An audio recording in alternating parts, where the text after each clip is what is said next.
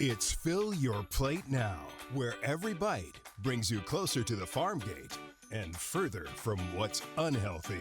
Now here's your hosts, Julie and Tammy, helping you live well by filling your plate well. So today we have health, flavor, and fun. Yes. I am excited about today. We're going to be speaking with a dietitian who is also a chef, and she's going to be talking to us about putting a little more fun in our meals, but also keeping them healthy, and she has all kinds of great tips. And what I think is fun is I noticed she brought some props, so Some of them look edible. Yeah, some of them look edible. Some of them look really good. Yes, so I think this is going to be fun, and that's what she talks about. Health, flavor, and fun. So absolutely. So today we have Michelle Redmond. She's a registered dietitian nutritionist. She's a chef.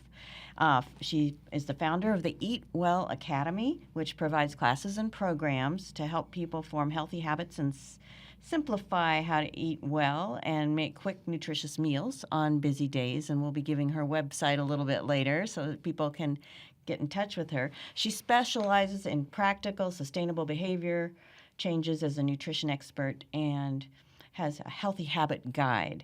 But I do have to say, one of the things I love about her that I learned in talking with her is that she was a stand-up comedian improv that is person. So she's going to really put fun in what we do today. Yeah. But for 20 years, she's been practicing her culinary and nutrition behavior changes. And I have to mention, too, I was very impressed that she went to school at the French cooking school, Le Cordon Bleu, in Paris. And I don't know if I said that quite right because I did never take French. But I love the part where you said you can really make fussy French food if you want to, but really she specializes on teaching people practical tips to have healthy, flavorful, fun food. So, Michelle, welcome to our show today. Thank you. Appreciate being here. It's been fun watching some of your previous episodes. Oh, good. We're glad you tuned in. And you know, we were just talking a little bit ago about how important it is to be able to apply some of the things that we learn or to talk to consumers about nutrition and help them to apply those things. What first interested you in becoming both a dietitian and having that culinary background? Is that how did you get started in that? It's a weird answer because I started off as a healthcare economist, and that led me to dietitians. And that happened because I was interested in how people make choices, and economics is a lot about that. And I was particularly interested in behavioral economics. And behavior is really important when it comes to food and eating. So the path was such that I worked in quality of care, managing hospital physician networks, and a medical schools health center. And then I got into chronic disease management, which was particularly interesting because that's where I met dietitians. And they were fun to talk to because they like to eat and they appreciate science and they're all about helping people. So that got me on a path of, how can I at some point also do this? So I started taking night classes in biochemistry and physiology, anatomy, all those things that are required to be a dietitian. And that path began. As far as culinary, I didn't like cooking growing up. I only started cooking in graduate school because my mom was on the other side of the country, so I had no more home meals, and I had to cook because I was on a budget. But I had a boss at some point after I graduated who transformed my view of food. She said, "You have to bring a meal to this." I was in Tallahassee in the South, southern brunch. You have to bring a meal to this office party. And I did, and people liked it, and that made me happy. And I thought, oh, this is why my mom used to make homemade meals for new neighbors coming in and why she did dinner parties, because it made her feel good. I always felt like, don't give that food away. What are you doing? But it made her feel good. And so that kicked off my interest in doing catering. So on the side, I was doing catering for nonprofits and parties and some wedding events, and just did that for a while. And then when I combined it at some point with my diabetes chronic and cardiac disease management programs. I was able to teach in an endocrinology center, cooking for about 4 years. But the professional side happened, I think, partly because my husband forced me to go. I'd been teaching cooking for many years, and I spoke French. My father spoke French, and he said, we've never been to Europe, so we went and had a good time in Paris, and the Cordon Bleu's there. And he said, why don't you go? So finally, I at some point went and enjoyed it. I had been teaching, I actually had been in a hospital kitchen during my dietetic program right before I went to France and started cooking French food. So it was a real contrast. That's a change, yes. in food. And I developed some good relationships with the people at the school. And so they invited me back a number of years in a row to teach culinary nutrition and taste sensory science courses to their workshops to their students, partly because I'd also completed a diploma there in gastronomy, which was the science and food and taste and culture focus. So that gave me kind of some chops for doing that. So I got into culinary nutrition not because of nutrition, but because I enjoyed how food brought people together, communities together, and because food, we eat multiple times a day, and it's the one thing that we can do that adds health and joy to our life. So it was more that than nutrition that brought me to cooking. Oh, wow. What's so fascinating by this is you thought you didn't like to cook, and then once you discovered it, you jumped fully in and fully committed to it. That's so cool. But I'm going to ask you, I certainly know my own stumbling blocks, but what are the average stumbling blocks for most of us when it comes to healthy eating and trying to improve our diet? And the reason I ask that is just learning about your background and what you've discovered and uncovered in all of this. You've probably recognized that there's typical stumbling blocks for us as Americans to eat right. Mm-hmm. Well, I probably will give a non-typical dietitian. I love non-typical answers. I love, good. there's so many stumbling blocks. But I look at a really big picture of having worked with people for, quite a while. And I think that we are overcomplicating nutrition. Mm-hmm. And that's easy to do because we're constantly hearing so many conflicting bits of information and confusion from social media and people who don't have training in the area or education in nutrition science. And so we hear a lot, and we're potentially trying to do a lot and trying to figure out a lot.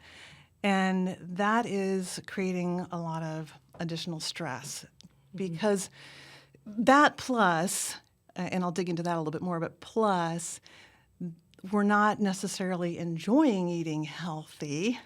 And as humans, we prioritize those things that we enjoy. It's just natural. So how do we tackle both those things as the big picture, and then all the other things can be addressed as well? But as far as overcomplicating, I have been thinking about this for a long time, so I finally created a program called, ironically, Better Fast Foods, Nutritious Meals for Busy Days, because I was trying to figure out how to do a number of things, create habits and routines and rituals for people, have them work on that, not me.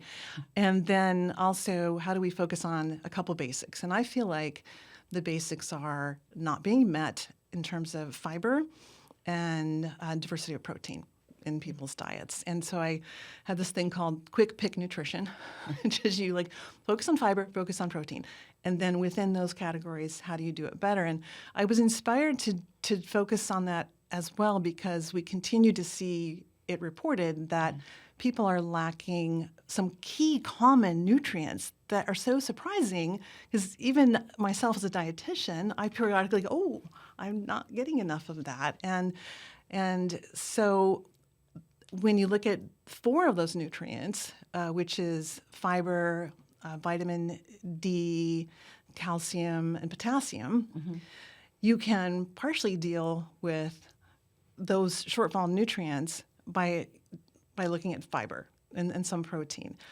but 90% of people are not getting enough fruits and vegetables, the 2 to 3 cups a day of fruits and vegetables. And when we look at fiber, on average, we're getting like 10 to 15 grams a day, when we should be more like 25 to 35. So if we can like focus on like just getting vegetables, will bring in the potassium, will bring in the dietary fiber. And then if you include dairy and fortified foods in your diet, then you're going to get the vitamin D and the calcium. So that's like starting to fix some key core issues with just, can we like do a couple things and work on this? That makes sense, because you give people too many things to do and then they throw up their hands and don't do any of it. Right. Exactly. But, I think too, as a dietitian, there seems to be two camps. I mean, there's that, nutrient dense, eat healthy, and then there's the taste aspect. And sometimes it's hard to marry the two, or consumers don't think you can marry the two.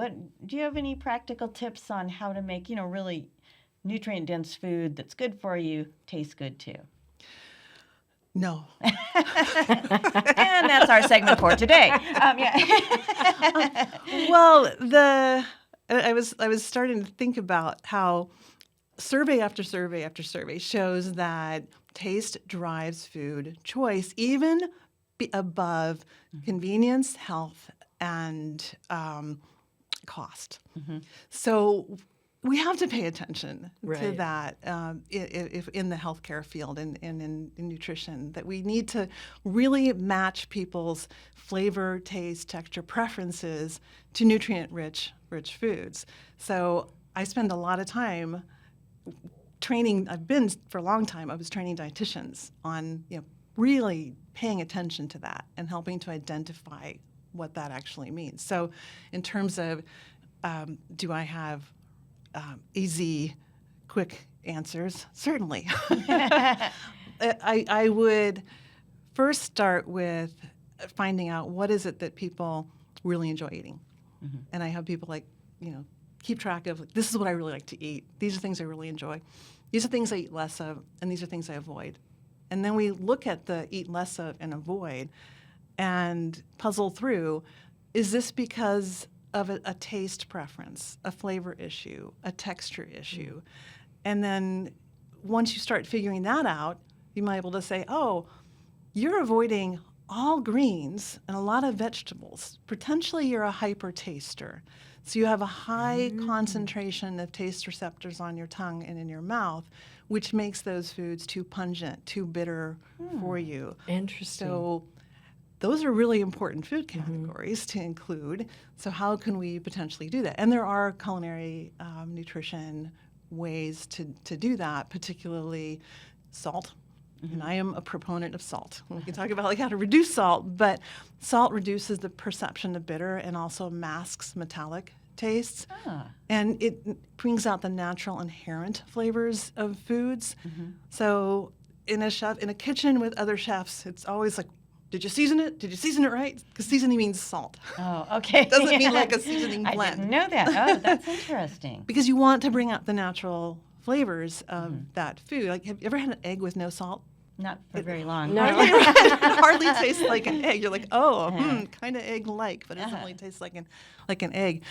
And then, but also there are options for that you don't have to use salt. You could look at adding umami to things. Kids particularly like umami, and vegetables can be made more delicious with umami, which is one of the 5 taste qualities. So there's 5 taste qualities: bitter, sweet, sour, salty, and umami. And umami is from amino acids, from proteins that have been freed from amino acids that are free in the foods or have been freed, like with aged meats and aged cheese. You're able to free glutamate from a bound peptide, and that's why those foods taste so delicious. And then in foods like kombu, shiitake mushrooms, tomatoes, tomato paste, ketchup, walnuts, there's a whole bunch of other foods where glutamate, which is it's a key amino acid for umami, is just free. It's just there, sitting there, and you can appreciate it, particularly with a little bit of salt. So I'm a fan of increasing umami through things like Parmesan, soy sauce, tamari sauce, Parmesan, nutritional yeast, if you like to play with that. and can really enhance foods by adding a meatiness, brothiness, a big mouthfeel. And so it's two things that I tend to reach for first. That's interesting, and I like all of those things that you said could enhance the flavor. So maybe I'm unknowingly enhancing the flavor by Yes. using them more. I don't know. That's and I'm going great. to start That's saying, interesting. I'm seasoning when I use my salt. Yes. I have to tell you this because you studied the culinary arts in France. One of my favorite movies, it's a rom-com, pretty much, but it's Julie and Julia. Have you ever seen that one where she starts a blog and she's going to cook through the entire book that I think Julia Childs wrote with some co-authors Yes. called The Basics of French Cooking or something Yes, like right. that. And it even made me want to, I would have never taken it on like you did. I'm so impressed with that, but it was a delightful movie to watch, just realizing how she took on that challenge and made it after a year's worth. I think in 365 days, she cooked every one of the recipes, and it's a thick book. So I appreciate that I you couldn't have done that. I'm too lazy. yes, but going to France and studying the culinary arts, that's awesome. So, maybe I've gotten over those hurdles, and now I'm going to ask you another challenging question. I've committed myself to a good diet, a healthier diet, but I still am feeling sorry for myself because I feel like I'm being restricted or, there's some challenges there.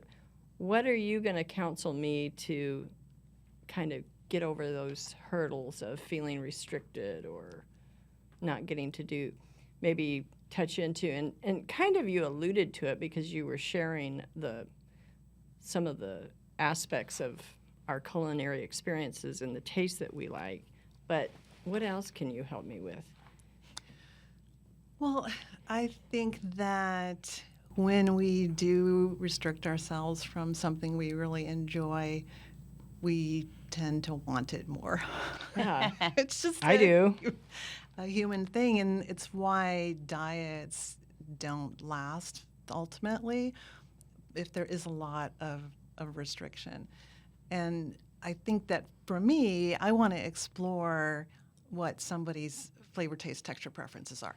Okay. Because when I get to spend time with people in workshops or in classes where they have had a chance to identify their preferences and spend time with tasting food mindfully, I find they start to become much more discriminating about that. And I would have students come to me and say, I no longer am enjoying so much that fried fish thing that I keep getting. I make it at home now, and it's so much more flavorful. And I think that also we are exposed in our diet to foods in general that tend to be higher in sugar. So I don't want to say it's America in general, it's Western culture, I think, in general, that we have, sugar in buns, sugar in breads, sugar in just lots of, and it's there sometimes to retain moisture as a preservative and to add color. So, sugar has some really good food qualities. But we have potentially a higher tolerance for sweet things. I would have friends come to Europe or had visiting, and they would comment to me like, "What, really?" I never really thought about it because I was kind of used to that myself. So it helps to understand where your level of taste perception is for things like sugar and salt and maybe even fattiness to some point. If you have a really high tolerance, then the question is, can you start slowly reducing some of these ingredients that are not as nutritious in general, and can you also substitute more flavor? Flavor, to me, is very different camp than taste. So we have the 5 taste qualities, and then we have flavor. Technically, and hardly anyone talks about this, but from a food science perspective, flavor is like this big umbrella. Right. And actually, taste is under flavor, the way the brain interprets it, as well as texture is under flavor, the way the brain interprets it, as well as really pungent sorts of things, and what's called chemosensis. So when you eat something that's really spicy, it's considered flavor, and it stimulates the trigeminal nerve as texture. And so your brain goes, ooh. So it's very different than when you have some lemon on your tongue and it's your taste receptor that's just directly saying, okay, this is lemon, brain, you know this. So getting to work with people and help them like understand this is how I perceive these things, and maybe I want to start moving towards a little bit less sugar in my life. So what are the things I can do? Well, slowly changing your threshold for sugar perception can happen over. I used to have a sugar drawer. Oh, you did? At Cigna, when I worked at Cigna Healthcare, managing physician hospital networks. My dad had one, so I think it's genetic. And people would come into my office, my team, because they learned about your sugar drawer. They knew where it was, and they could have it. And then Atkins came by. The Atkins diet started. And all of a sudden, people are like, oh, no, we're not doing that. And I thought, well, okay, I'll try it too, because I'm curious, and I read stuff about it. And I realized after about 2 months of just reducing my exposure, like, oh, well, that one piece was like really sweet. I enjoyed it, but I'm good. I did not think that would happen. So interesting. I really enjoy sugar. It sounds like, too, that once you get to know someone you're helping guide them through this and get over it, and you understand their taste profiles and what they're interested in, that you can customize it for the individual. And people can start to play with it on their own, and then also exposing people to more different types of flavors, and that is good because flavors are phytonutrients. Anything that's a flavor is from a plant, and there's phytonutrient. I'm not talking about soy sauce that's flavorful, but herbs and spices and natural sorts of flavors are full of phytonutrients, and so you're developing a taste for something that's nutritionally rich with antioxidants and phytonutrients and things like that. And I walk people through, and maybe we can do this one day, actual like tasting something. We should. Like looking, what is their aroma? What am I picking up from that? And how much of your perception comes from here? Like, so I brought some herbs in. How much of the perception your comes first from? prop. Yeah, you can have a little bit of rosemary. You can have a little bit of oregano. I love the smell of fresh herbs. Oregano. And then this one might be a little bit of surprise. Not everyone has it in their garden, but it's lemon verbena. So if you just crush a little bit with your fingers, and it's very strong, lemony.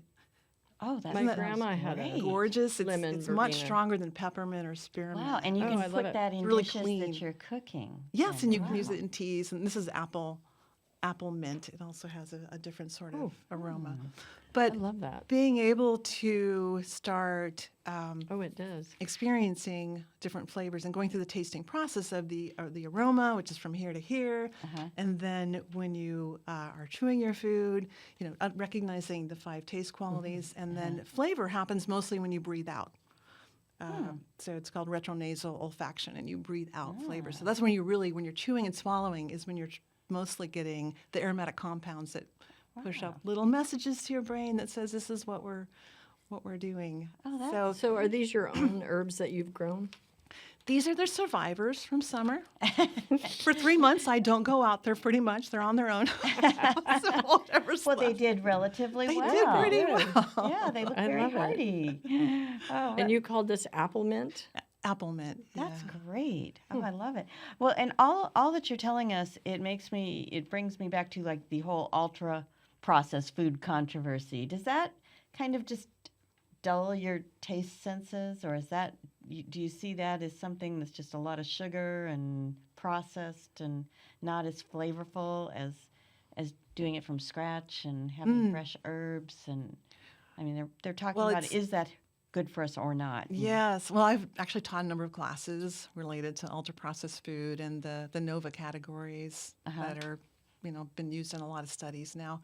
I think to answer broadly, ultra-processed foods are ultra-processed, low nutrient dense Yes. foods are processed to be hyper palatable, to be swallowed really quickly and to hit bliss points of high sugar, high salt, or high fat. So in those cases, those types of foods, yeah, those are a problem. Yeah. There are also quite a few categories of ultra-processed foods that we all have in our kitchen. And, culinary processed foods as well as convenient ultra-processed foods. I have smoked salmon in a can that's got some garlic and olive oil in it. It's considered an ultra-processed food by the NOVA 4 category.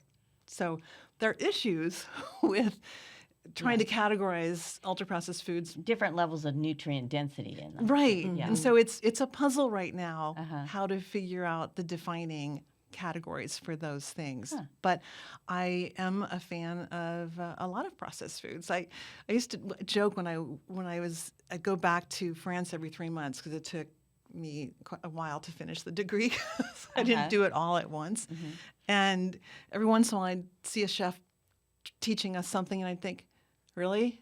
There's no easier way to do that?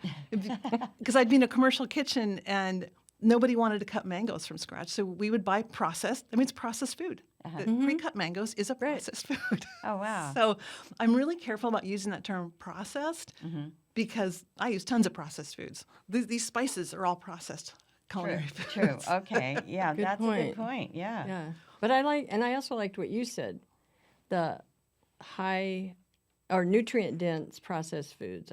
Those are the good ones, right? Is that fair for me to say? For the most part. For the most I part. think you almost have to do it case by case. Well, that's true, too. Yeah, but for the most part, I But think that's a you've good at least point. got some nutritional value. Right.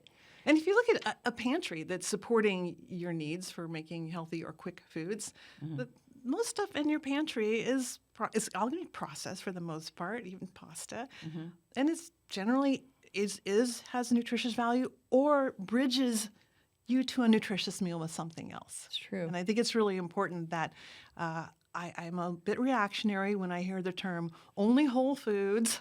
Yeah. Yeah. I only cook from scratch. I'm like, do ya? Do ya? Make your own ketchup. Make your own mustard. Well, and that could be a barrier for people cooking at all if they don't use some processed foods because it would just take way too long and Yeah. they'd give up. And they throw up their hands. Yeah. As a chef, what ingredients do you always have to have on hand? Obviously, you've got your mint or your herbs. So what else is an always hands-on ingredient? For making quick meals? Or Yeah, quick meals or some of the favorite things you like to cook, your French meals. or- Well, I'll answer the second question first. I don't. My family wishes I had favorite meals that I were go to that I cooked. I tend to, especially at Thanksgiving or Christmas, they want a lot of the standard same meals. I like to experiment, so I would come over all the time because I love to try new We things. could be the guinea pigs. We could. I love guinea pigs. I truly love to try new things. Our parents' mom, the way she cooked, she didn't let us not try something. We had to try it. Yeah. Yeah. Well, so other things that I have on hand, because I can cook fussy French food or from other cultures. I cook Indian-ish. I have spent time in Indian kitchens and learning from different Indian chefs, so I like certain parts, little parts of India. India's so huge, so a few little parts of India I know things about, and I have a background because I'm a native Arizonan, so southern Arizona cuisine is part of my repertoire, and also I'm very much into Mediterranean. So I've spent a lot of time when I've been in Europe studying Mediterranean cuisine. But most days I'm busy, so I cook a lot of fast, quick meals, really from things in my pantry, in my freezer, my refrigerator. So for hands-on, typically during a weekday, I'm gonna want frozen fish. And for people who eat frozen fish, and I I've learned techniques to cook frozen fish straight out of the freezer onto a fry pan. Oh, very wow. That would be fun to learn. I need to learn that. Particularly fatty fish. But I actually developed a class on quick fish meals, frozen, refrigerator, and tinned fish. because Oh, that's great. because That's people a are looking barrier for for- me. I don't know how to cook fish well, and so that I need to take your class. And I have a whole freezer of Alaskan fish Oh, because I lucky went you. fishing in Alaska, and I've got plenty. So I'm going to look your website up. Hopefully you've got some of those tips there. 101 ways to cook Yeah. salmon. Huh? I think there needs to be a class like that because people get tired of salmon. Uh-huh. Or It's such a they don't good necessarily fish have for you, the too. taste is too strong for them. So I have recipes for people who would think it's Oh, too wow. strong for them. A way to like counter Oh. that. I also am fortunate to have a baker in the house. That's not his full-time job, but so I always have bread, and Oh, that's so I'm nice. into patty melts or tuna melts or just toast. People call them avocado toast here. I Oh, guess yeah. in France, they're called tartines. So Tartines. you just put a spread on of some sort, something out of your pantry or your fridge, and cheese on top. Melt it Oh, underneath your- nice. Yeah. That's a quick meal for me. Pasta is a quick meal. I do a lot of dishes using roasted tomato sauce. Really, and there's so many options for roasted tomato. And do you tomato make sauce and that tomatoes. tomato sauce, or can you? No, get they're the- it's this grocery thing. stores roasted Okay. tomato sauce or roasted tomatoes. Uh-huh. I do things like shakshuka, which you can throw eggs into or anything you want, meat or plant based. I make sauces from just canned salsa. I mean jarred salsa. I do a salsa verte, which is just a box of fish stock with canned salsa. In Spain, I cooked it in the kitchen using the whole peppers and all the way you're supposed to do it. Toss in some wine. And it just makes, and it's just a few items, and you have this delicious sauce that you can just throw frozen fish or fresh fish into, or chicken, or whatever you want. And I do a lot of coconut curries. Oh, I love using coconut curry. milk and other canned ingredients. And I did one for a national publication recently, and it was using ramen. Oh, wow. There's good quality ramen There noodles. is? Yeah. There's the noodles that cook in 2 minutes that aren't great quality. Yeah, the very ultra processed. the college meal. Yes. Yeah. Yes, and then there's ramen that I've started to see in grocery stores that it's in a little packet. I don't use the seasoning that's in there because it's usually really strong and super salty, and toss it in a pot with a few other ingredients. I made a peanut butter curry tomato, Ooh, wow. and it's less than 15 minutes. So I actually have fun like playing with how do I do this dish really quickly, but I'll time myself. Like, okay, you're in the kitchen. Oh, wow. That's Do a great. dish in I love that. 10 minutes or That's 15 great. minutes. And Oh, gosh. So you have your 10-minute meals, your 20-minute meals, and and then my 30-minute 4-hour meals. Those would be the French ones, I'm Yeah. sure. Yeah. Well, what about cooking techniques? Any cooking techniques that you would want to tell our listeners about that are easy, but maybe bring out the flavor, preserve the nutrients? Anything in particular you're drawn to? Sure. Well, I'll make a distinction between cooking methods and cooking techniques. Okay. And there's really only 3 cooking methods in the world, and that's dry heat, moist heat, and combination of the two. And when I'm looking to make things flavorful, but they aren't like moist, they're not like stews or soups or chilies or things like that. But if I'm looking to cook vegetables, meats, chickens, fish, whatever, I'm going to go with a dry technique. So a dry method.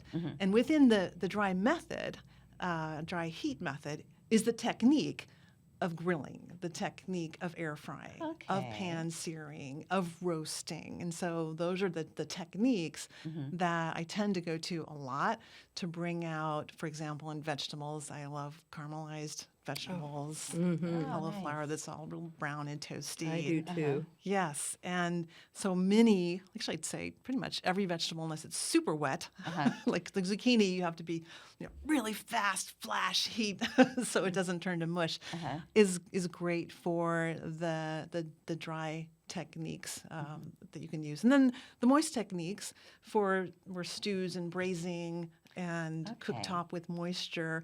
They have the opportunity to infuse flavors into your main products by adding aromatics, and aromatics are always vegetables, herbs, or spices. And so those add flavors to the broth and to your main ingredient. So, of course, there's flavor in that technique as well. But I do tend to love the dry techniques unless I'm making those other types of dishes. I love how you kind of bring the science to the cooking. I've noticed that you're too. able to define it out in categories and everything. Yeah. So when Mom would bake for the family, a lot of times she would cut the sugar amount in half. Like if it called for a cup, she would just do half a cup or sometimes Bold. a third of. I know, she was bold. She actually was really careful about the sugar intake that we had because my older brother and I were chronic asthmatics and had allergies, and for some reason she noticed right away that would trigger. So we dealt. Sugar would. Yeah. Huh. And so she dealt with that by just reducing sugar use. And so there's some simplistic things for trying to cut out those things that we might feel, even salt, maybe we're using too much salt. But are there any fast and furious tips for reminding us, okay, we've got to reduce our sugar intake, our salt intake, or what do you talk, when you speak to that issue, what do you say? Yeah. There are some guidelines for that, and I think that when people are trying to modify recipes, it helps to first make the recipe as it's called for, unless you really have a good eye for ratios and understanding what individual things do in a recipe. We've all used recipes that didn't work well, right? Or when I made them, it didn't work well. It wasn't your fault. I can tell you. I'm glad you told me that now. Yes, I feel better. And I mostly write my own recipes, and I do get online periodically to see, well, who did this, who came up with it. I think I'll come up with an idea nobody's ever done, and then I'll write it and cook it and then look it up like, oh, geez, I thought it was original. But I'll read the blog comments sometimes, and the person, it's something like, they might, like, oh, I made your corn casserole, and I didn't use the salt. Instead, I used cheese, and I didn't use the corn. I used peas, and I didn't use the pasta. I used rice, and your dish sucked. That's figure. a classic Isn't story. it? Yeah. And so the guideline I have is, as a professional recipe tester, which I've done for national publications, it's a tedious, boring job. You change one or two things. You measure every ingredient. You measure it afterwards. You taste it. Ugh, it's not fun. But for at home, my guideline, and this is what I've used professionally too, is a 10 or 15% reduction at first. So Mom was bold. She was. That's what I meant. Yeah. She's. And you guys still ate Yeah, it. You didn't know any different. No, we didn't. You got fed. Probably the point. So 10% reduction in maybe sugar. See what happens. Because sugar affects the color, the texture, the appearance. Sugar is a hygroscopic ingredient, means that it pulls in moisture, and brown sugar does more of that. So if you're reading a recipe and it's got a lot of brown sugar and only a little bit of white sugar, it's looking to be a really moist cookie or cake or whatever you're doing. And so if you want to reduce the sugar, in that case, you probably can really go after the brown sugar if it doesn't matter to you as much that it's really moist. Like, I like crisp cookies. So these cookies that I've brought you. And this is not a prop. This is a delight. Yes. This is a cookie I'm experimenting that used milk, dried milk, because it adds an interesting texture to cookies, or powder, milk powder. Do you want us to taste test? I'm willing to. It is wherever you want to do and whenever you want to do it. And it's got pecans in it, by the way. So pass it around while you talk to Been her. looking at it. And so for this recipe, now I write my own recipes, but when I'm baking, I'm not a baker. I can do it. I just don't have much patience for baking. It's not my thing. So I will find a recipe, usually change a bunch of things. From a food science perspective, I can usually look at it and change it. But in this one, I thought, that is too much sugar. And so I reduced the sugar, It's both good. the brown sugar and the white sugar. And it's too much butter. I couldn't believe I thought that. But There's never too much butter. Come on. no. But in this case, I didn't want a cookie that was super thin, and the amount of butter they had would have been a really thin cookie, which I'm a fan of any kind of cookie, as long as it's got some crunch. But I didn't want that in this. And the only problem I had with this is I thought, oh, it's got way too much chocolate chips. Just way too much. And I got busy, and my husband said, do you want me to make them? I told you, I got a baker in the house. And I was like, yeah, but follow this recipe. I forgot to change the chocolate chips. I think it's delightful. And Well, the next batch we took out 40% of the chocolate chips, and it was still really good. Wow. Really chocolatey. So I was surprised. But I Yeah. liked it either way. But it just, some things you can reduce, and other things you have to be more careful about how you There approach is it. science there to the sweetness, the tenderness, the texture, I guess you'd say. And I was mostly addressing your question from the sugar perspective, and I think from the salt perspective, I probably addressed it a little bit earlier when we're talking about other things you can do. Salt's important, but there are other options. And it's funny, being a recipe tester sounds like it would be very glamorous and interesting. At one point, I thought it would be fun to be a food stylist. And then after doing recipes and making it all, and then I realized, oh, that means I also have to clean all this stuff up every time. And usually for food styling, you have to do several versions of it because you're showing it different places along the way. So you've got all these dishes. Yeah. They're just mounting up in the sense like, I don't think I want to be a dishwasher. And I'm not seeing a dishwasher here. So, that went by the wayside pretty quickly. I understand. The little bit I did of that, I thought I don't have the patience for it. I'm more about slop it on the plate, make it kind of pretty. Yeah. I mean, I like the way it looks when it's all done up, but all the prep and all of the... No. But, in terms of when you're cooking, though, do you have any go-to herbs or spices you feel like you utilize the most or you have to always have on hand to help bring out flavor in some of your dishes? Well, I think spices and herbs are so personal. It smells And so I good. think that depending on, where you grew up, your family heritage, your community, how much exposure you've had to lots of different cuisines. And now international cuisines and spices and herbs you can get even in regular grocery stores. And Yeah, it's great. I'm seeing more 10 and more years ago, you couldn't. unusual things Yes. that I couldn't get. The other day there was pasta that was it was from Italy. It wasn't made here. And it didn't have any preservatives in it. And it was really interesting, just the different things that we're seeing. Yeah. So I will say, though, even though I have a spice drawer with 65 plus spices, Oh, wow. in alphabetical order. Well, except chilies are... Okay, that tells us anything something chili right like is- there. Alphabetical order. Okay. A little bit of My poor OCD family is goes- like, Yeah.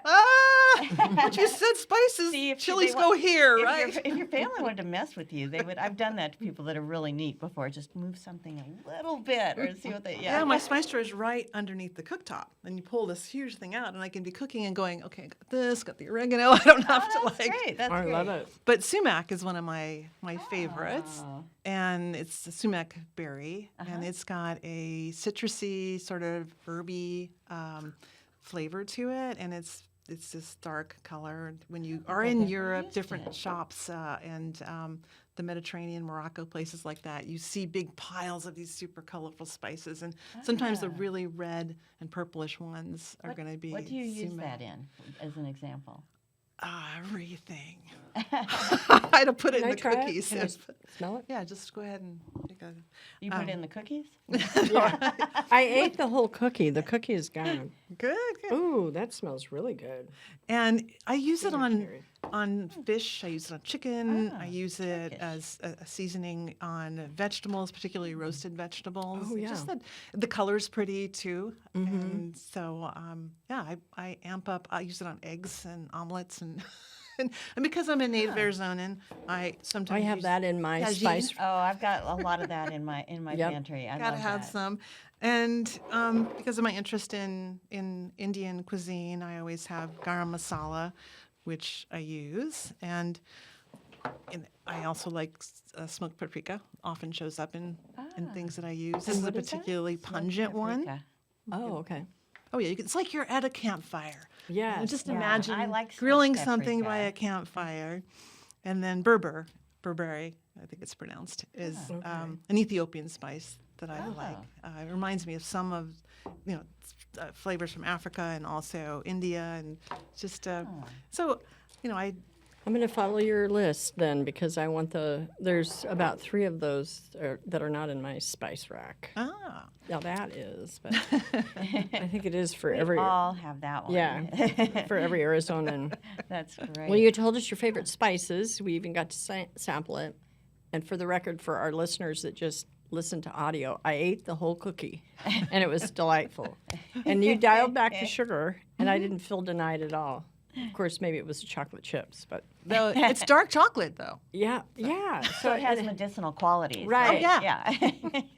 So you've just told us your favorite spices. What about do you always have these go-to recipes? You kind of alluded to that when I asked you earlier about, some of the things that you have in your pantry and ingredients that you always have on hand. But is there a couple meals that you find yourself cooking every week or every other week or?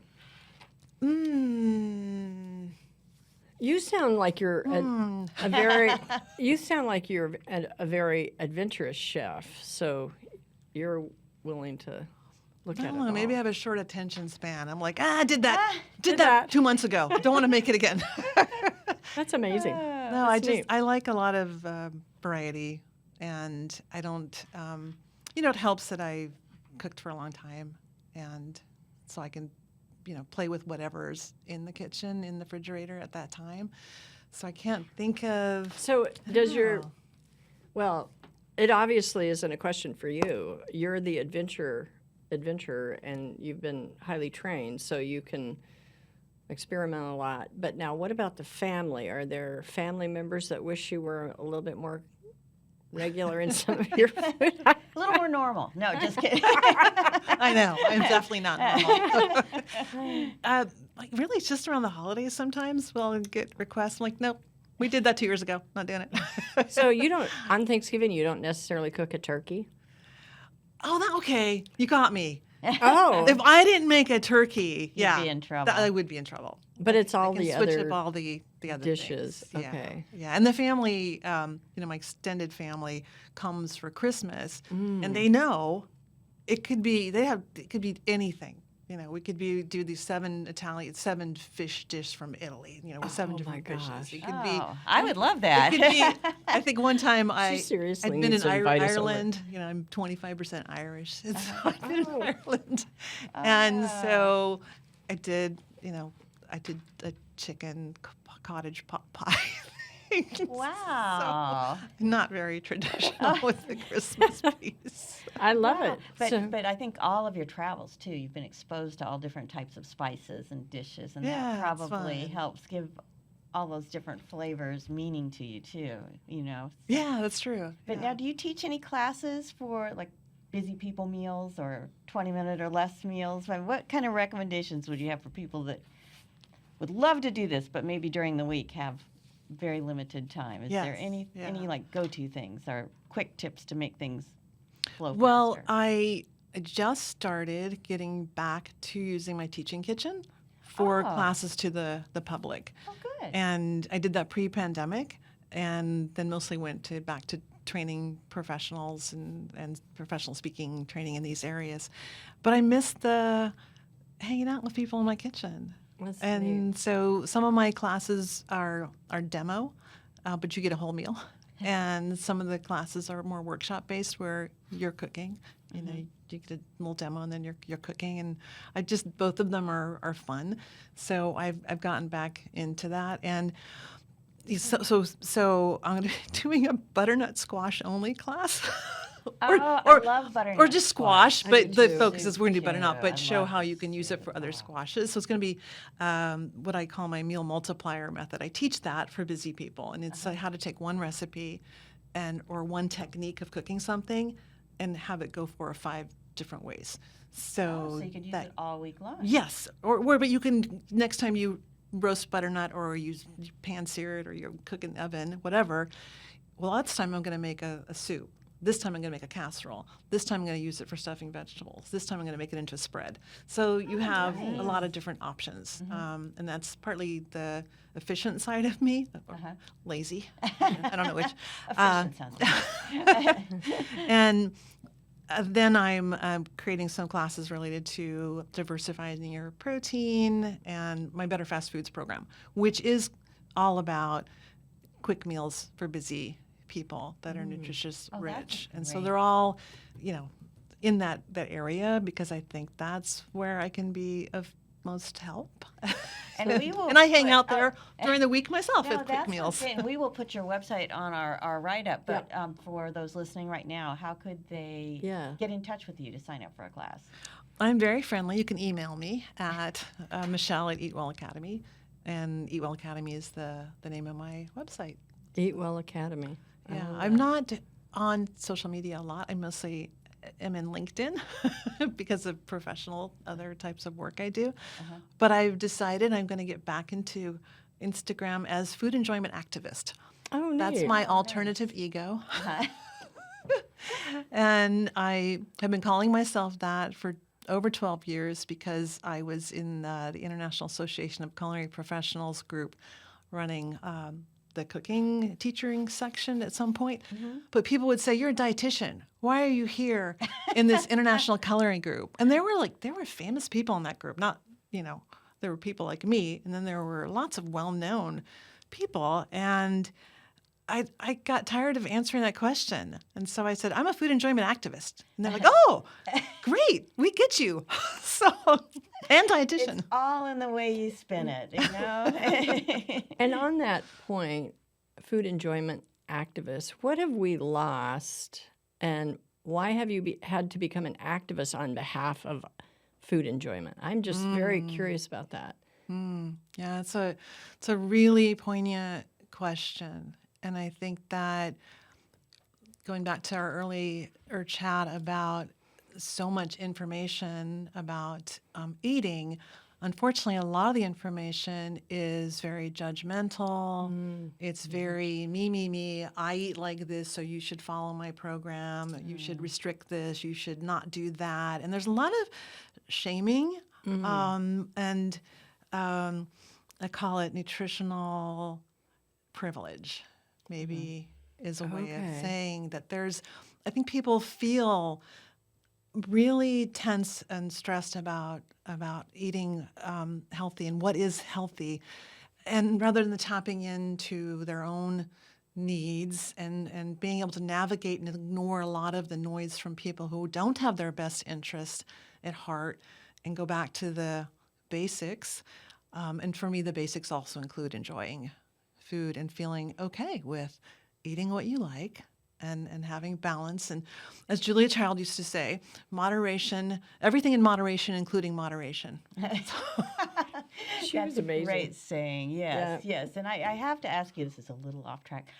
How did you ever get started in improv? I took my family to an improv comedy theater. So not so much stand-up, but this was actual improv. Okay. And they invited people to come that next Saturday to do a test class to see if they wanted to learn it. And I thought, this is terrifying. I think I'll do it. Because at the time I had just completed my credentialing for being a professional speaker with the National Speakers Association. And I thought, you should be able to do this. Get in front of people and make stuff up. You're used to getting up in front of people and telling people everything you know. It's got to be easier to do the other thing, right? to make it up. And I was completely wrong. So for 2 years I did that and did shows I think every 3 months or so. And fun. it was very difficult. It was a real learning experience to be able to be vulnerable on stage, have no idea what people were going to ask you, to learn to trust the people on stage that were with you, that they would support you, even if you did something really odd, or they did something odd and you supported them. You made them feel there's a lot of trust that you had to have. And it actually made me feel closer to people in general.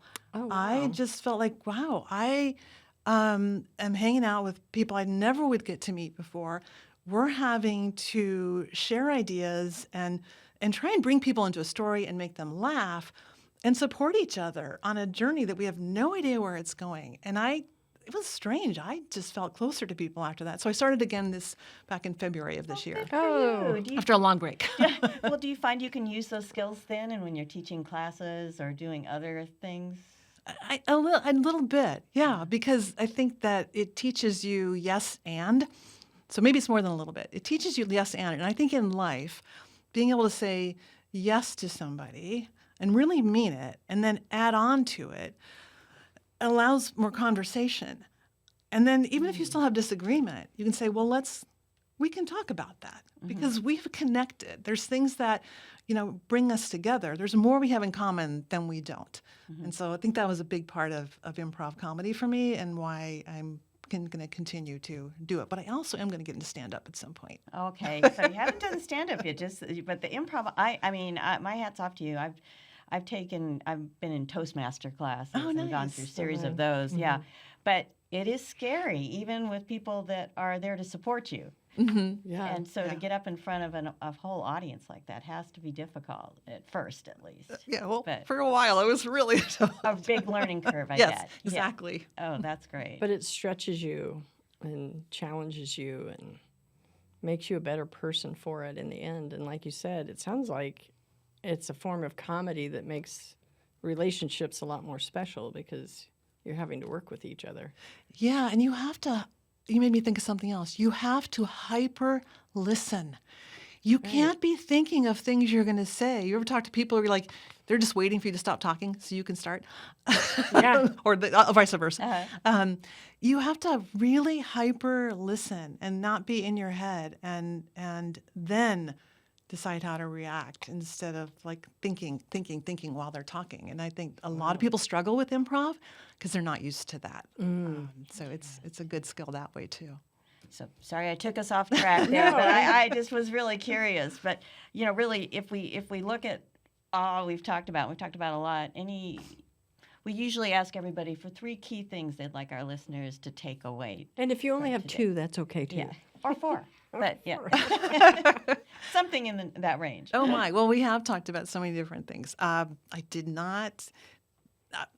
would say if you can think about how you taste and enjoy your food, be more mindful of that, and in simple things that you're eating, and see if you can like puzzle through like what do you really enjoy, and what are you missing out on in their foods that maybe you could add because of exploring more. By exploring more, you might be able to add more diversity and more nutrient-rich foods, but also ignore a lot of the noise that's out there. Keep to the basics. If you're getting fiber and protein and looking at quality versions of those and diversifying it, you're going to be on a really good path for then maybe getting into more complex things if you want to. But when you have those things figured out, you're on a much better path for better health. And then lastly, enjoy the process. Enjoy eating. I love that part. Enjoy it. Yeah. The fun that you've put in it. And not just because you do improv. Well, and I think, a lot of the things you've said is sometimes we just need to slow down and really enjoy what we're doing, what we're eating, and each other. So I think that's great information. Indeed. Thanks so much for being with us This today. was great. It was We're lovely gonna to have chat with come you. back and we'll have to do a taste test. Yes. There we go. Thank you, Michelle. And we will make sure we have your website on our write-up, and Okay. people can get a hold of you for classes. Excellent. Sounds good. Thanks again.